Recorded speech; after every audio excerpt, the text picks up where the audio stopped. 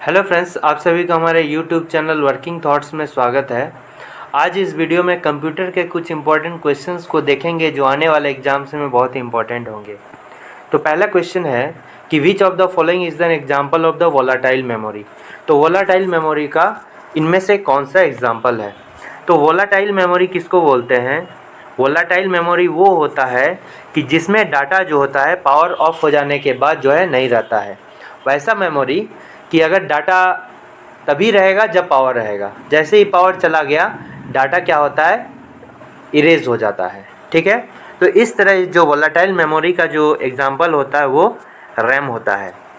ठीक है, तो इसमें एस रैम और डी रैम दोनों क्या चीज़ होता है कि वोलाटाइल मेमोरी का जो होता है एग्जाम्पल होता है। ठीक है, तो इसका सही आंसर हो जाएगा बोथ। एस रैम किसको कहते हैं? S RAM stands for, S RAM का मतलब होता है कि static random access memory.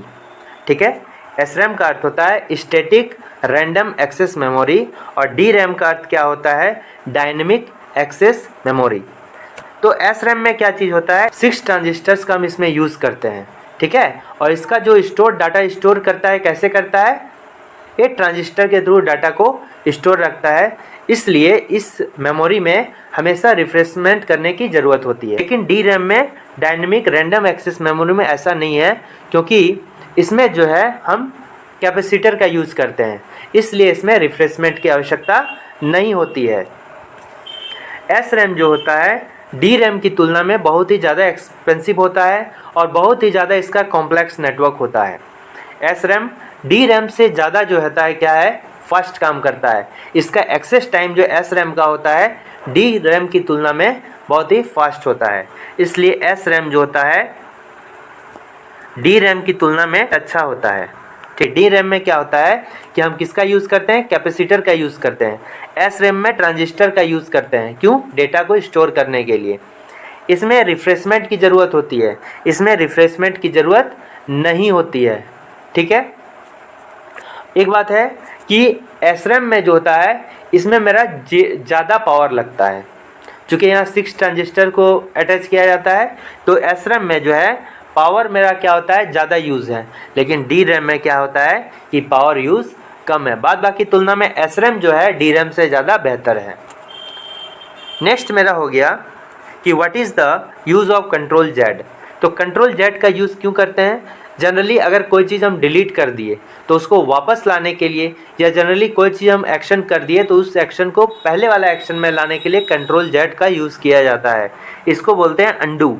Undo मतलब जो एक्शन कर दिए उसको पहले की स्थिति में पुनः वापस लाने के लिए कंट्रोल जेड का यूज़ करते हैं, जिसको क्या कहते हैं? अंडू कहते हैं। ठीक है, अब कॉपी करने के लिए क्या कहते हैं? कंट्रोल प्लस सी करते हैं कॉपी करने के लिए, और कंट्रोल पेस्ट करने के लिए क्या है? कंट्रोल प्लस वी करते हैं पेस्ट करने के लिए।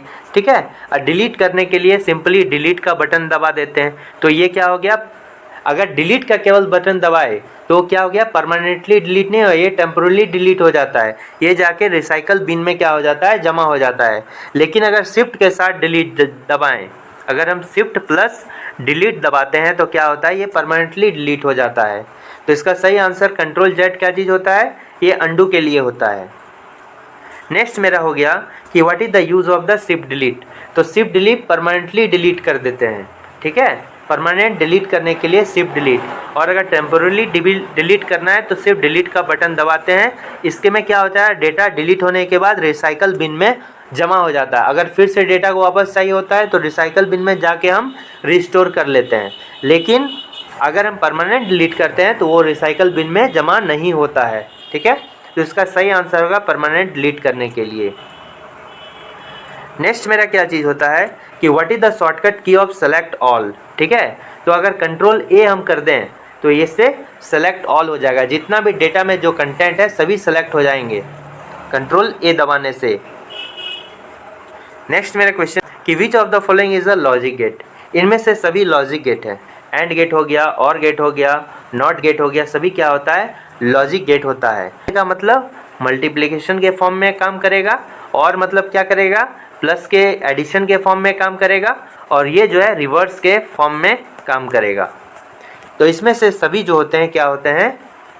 लॉजिक गेट होते हैं। इसके अलावा जो होते हैं ये क्या होता है, नैंड गेट भी होता है, ठीक है, नॉर गेट भी होता है, एक्सॉर गेट भी होता है, एक्सॉर गेट होता है, एक्सनॉर गेट भी होता है, ठीक है। तो नेक्स्ट मेरा क्वेश्चन क्या हो गया कि the main memory of the computer are also known as the, ठीक है, मेन मेमोरी कंप्यूटर किसको बोलते हैं?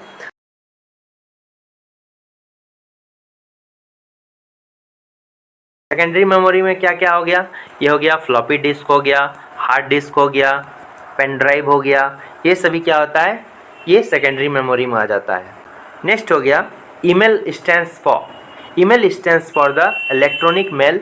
इलेक्ट्रॉनिक मेल जो है इसका यूज जो है फर्स्ट टाइम रे टॉमिल्सन ने किया था 1976 में, ठीक है। और ये इलेक्ट्रॉनिक्स है, जो इलेक्ट्रॉनिक डिवाइसेस है उसके थ्रू जो है एक पर्सन दूसरे पर्सन को अपना मेल भेजा करते थे।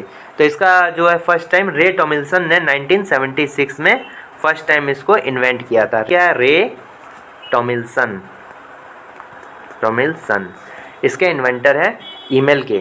और उसी तरह क्या हो जाएगा, ईमेल जिस तरह होता है तो गूगल जिस ईमेल का यूज़ करता है उसका नाम क्या है, जीमेल। तो Gmail stands for the Google mail. Gmail का क्या होता है, गूगल मेल। इसका सही आंसर हो गया इलेक्ट्रॉनिक मेल। नेक्स्ट मेरा क्या हो गया कि हाफ बाइट और 4 बिट इज कॉल्ड। जैसे हाफ बाइट 8 बिट का जो होता है, 8 बिट का क्या होता है, एक बाइट होता है, ठीक है, 8 बिट का एक बाइट होता है, ठीक है। हाफ बाइट का कितना हो जाएगा, 4 बिट हो जाएगा, 4 बिट। तो 4 बिट मतलब कितना हो जाएगा, एक निब्बल हो गया, तो इसको कहेंगे निब्बल। इसका सही हो जाएगा निब्बल। मेमोरी किसको कहते हैं, जिसमें डेटा को स्टोर किया जाता है, ठीक है। मेमोरी किसमें, जिसमें किसी भी डेटा को स्टोर किया जाता है। नेक्स्ट हो गया कि ARPANET stands for the advance research projects agency network. ARPANET ही हो गया advance research projects agency network. और ARPANET जो है फर्स्ट टाइम जो है US जो है डिफेंस के द्वारा यूज़ किया गया था। जो अमेरिका का डिफेंस है उसके द्वारा जो है ये यूज़ किया था और फर्स्ट नेटवर्क है, ठीक है। और जो कि TCP/IP प्रोटोकॉल का यूज़ किया था। TCP/IP प्रोटोकॉल का फर्स्ट टाइम यूज़ जो है ARPANET ने ही किया था। और ये सबसे पहले किसके द्वारा यूज़ किया गया था, ये US डिफेंस के द्वारा किया गया था, ठीक है। नेक्स्ट क्या हो गया कि the first computer network is the ARPANET। और अन्य अगर नेटवर्क की बात करेंगे तो LAN क्या होता है, LAN भी एक टाइप का नेटवर्क होता है जिसको लोकल एरिया नेटवर्क बोलते हैं, लोकल एरिया नेटवर्क। ये जो होता है जनरली कंप्यूटर्स को, डिफरेंट कंप्यूटर्स को एक बिल्डिंग या एक ही ऑफिस के अंदर कनेक्ट करने का काम किया जाता है। उसका नेक्स्ट क्या होता है, मैन होता है, ठीक है। मैन का अर्थ क्या होता है, मेट्रोपॉलिटन एरिया नेटवर्क। तो मेट्रोपॉलिटन एरिया नेटवर्क में क्या होता है कि इस एरिया का नेटवर्क का यूज़ करके जो होता है हम कंप्यूटर्स को एक ही शहर में एक बिल्डिंग से दूसरे बिल्डिंग में कनेक्ट करने का काम करते हैं, ठीक है। लैन में क्या होता है कि एक ही बिल्डिंग के अंदर कंप्यूटर को कनेक्ट किया जाता है, लेकिन मैन नेटवर्क का यूज़ करके जो होता है हम एक शहर के अंदर जो है डिफरेंट बिल्डिंग को कनेक्ट करते हैं, ठीक है। जैसे बैंक में भी अगर कोई एक सिटी में बहुत सारे बैंक होता है तो उसका भी कनेक्शन कंप्यूटर्स का जो है जनरली कैसे किया जाता है, मेन एरिया का नेटवर्क करके करते हैं। और सबसे बड़ा जो होता है वैन होता है, वाइड एरिया नेटवर्क। इसमें क्या होता है कि एक शहर से दूसरे शहर, एक स्टेट से दूसरे स्टेट और एक देश से दूसरे देश जो होता है कनेक्ट करने के लिए, नेटवर्क बनाने के लिए हम लोग वैन का यूज़ करते हैं। और एक होता है पर्सनल एरिया नेटवर्क। तो पर्सनल एरिया नेटवर्क जो है जनरली 10 मीटर में जो है एक सिस्टम से दूसरे सिस्टम को कनेक्ट करने के लिए ये पैन नेटवर्क का काम होता है, पर्सनल एरिया नेटवर्क। नेक्स्ट हो गया मेरा कि how much data can store in A CD। तो ऑप्टिकल डिस्क का नाम सुने हैं, ऑप्टिकल डिस्क। ये जो होता है ऑप्टिकल स्टोरेज टेक्निक का यूज़ किया जाता है। इसमें जो है ऑप्टिक्स का यूज़ किया जाता है डेटा को स्टोर करने के लिए, ठीक है। तो जनरली जो है इसके एग्जांपल ऑप्टिकल डिस्क के कौन कौन सा, CD हो गया, यानी कि CD का अर्थ क्या होता है, कॉम्पैक्ट डिस्क। और कॉम्पैक्ट डिस्क में कितना, लगभग 700 MB तक जो है हम डेटा को रीड या राइट कर सकते हैं, ठीक है, डेटा को इसमें रख सकते हैं। नेक्स्ट हो गया DVD। DVD जो होता है CD से ज़्यादा डेटा को स्टोर कर सकता है। लगभग कितना कर सकता है, ये 4.7 अगर सिंगल लेयर का रहा तो 4.7 GB तक कर सकते हैं, और डबल लेयर का रहेगा तो 8.5 GB तक कर सकते हैं। उसी तरह इससे ज़्यादा जो ऑप्टिकल डिस्क जो स्टोर कर सकता है उसको कहते हैं ब्लू रे डिस्क। ब्लू रे डिस्क, तो ब्लू रे डिस्क जो होता है ये भी सिंगल लेयर का अगर रहेगा तो 25 to 33.4 GB तक डेटा को स्टोर कर सकते हैं, और अगर 4 लेयर रहेगा जिसको क्वाड लेयर बोलते हैं उसमें 128 GB तक डेटा को स्टोर कर सकते हैं। तो अगर बात बोलें डाटा स्टोरेज कैपेसिटी में तो CD होता है, फिर DVD होता है यानी कि डिजिटल वर्सटाइल डिस्क या डिजिटल वीडियो डिस्क बोलेंगे, और ब्लू रे डिस्क होता है। तो सबसे ज़्यादा ब्लू रे डिस्क में स्टोर किया जाता है। ठीक है, तो इसका सही आंसर कितना हो जाएगा, 700 MB तक डेटा को स्टोर किया जाता है CD में। ये एक टाइप का ऑप्टिकल डिस्क होता है। नेक्स्ट क्या है कि dash has the shortest access time, यानी कि कोई भी जैसे मान लीजिए कि फाइल है, उसको जैसे ही क्लिक करें तुरंत खुल जाए, तुरंत खुल गया यानी तुरंत एक्सेस हो गया। कैचे मेमोरी का यूज़ करके डेटा को क्विक एक्सेस किया जाता है। जैसे मान लेते हैं कि हमने कहा कि कोई भी फाइल उसको खोलते हैं, जैसे ही खोलते हैं तो वो कहाँ पर स्टोर होता है, वो जो शो होता है वो जनरली रैम में स्टोर रहता है, और रैम में स्टोर रहता है तो वो जो हमने कॉपी किया किसके, कैचे मेमोरी के थ्रू कॉपी करके रैम में स्टोर कर दिया, उसका जो एक्सेस टाइम होता है वो क्या होता है, बहुत ही कम होता है। ठीक है, बहुत ही क्विक हम उसको एक्सेस कर सकते हैं। तो इसमें कौन सा हो गया, कैचे मेमोरी। कैचे मेमोरी का एक्सेस टाइम क्या होता है, बहुत ही फास्ट होता है। और सेकेंडरी मेमोरी क्या हो गया, सेकेंडरी मेमोरी मेरा पेन ड्राइव हो गया, फ्लॉपी डिस्क हो गया, हार्ड डिस्क ड्राइव हो गया। तो नेक्स्ट क्वेश्चन हो गया कि हार्ड डिस्क ड्राइव, SSD का क्या मतलब होता है, हार्ड डिस्क ड्राइव ये किसका एग्जांपल है, किस टाइप मेमोरी का एग्जांपल है, तो ये एग्जांपल हो गया मेरा सेकेंडरी मेमोरी का। ठीक है, सेकेंडरी मेमोरी को हम ऑक्सिलियरी मेमोरी भी कहते हैं, ऑक्सिलियरी मेमोरी भी कहते हैं। तो इसका एग्जांपल क्या क्या हो गया, सेकेंडरी मेमोरी का SSD हो गया, फ्लॉपी डिस्क हो गया, ठीक है, मैग्नेटिक टेप हो गया, फिर मेरा पेन ड्राइव हो गया।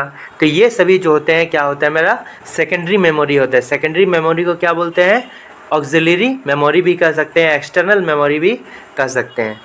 फिर क्या हो गया, प्राइमरी मेमोरी। प्राइमरी मेमोरी को हम मेन मेमोरी भी कहते हैं, और इसको क्या बोलते हैं, हम इंटरनल मेमोरी भी कहते हैं।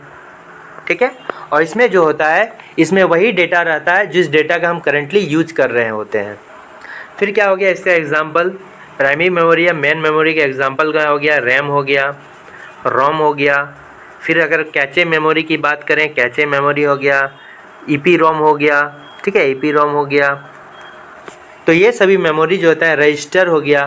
तो ये सभी एग्जांपल होते हैं प्राइमरी मेमोरी का। ठीक है, कैचे मेमोरी क्या होता है, कैचे मेमोरी जो होता है ये जनरली जो होता है डेटा को फास्ट एक्सेस करने के लिए इस मेमोरी का यूज किया जाता है। ठीक है, तो इसका एक्सेस टाइम जो होता है क्या होता है, फास्ट होता है। नेक्स्ट हो गया मेरा कि the IP address. IP address क्या होते हैं कि बहुत सारे जो होते हैं कंप्यूटर एक नेटवर्क में कनेक्ट होते हैं। ठीक है, तो इस नेटवर्क में जितने भी कंप्यूटर कनेक्ट होते हैं सबका एक यूनिक एड्रेस होता है जिसको हम लोग क्या बोलते हैं, IP एड्रेस बोलते हैं।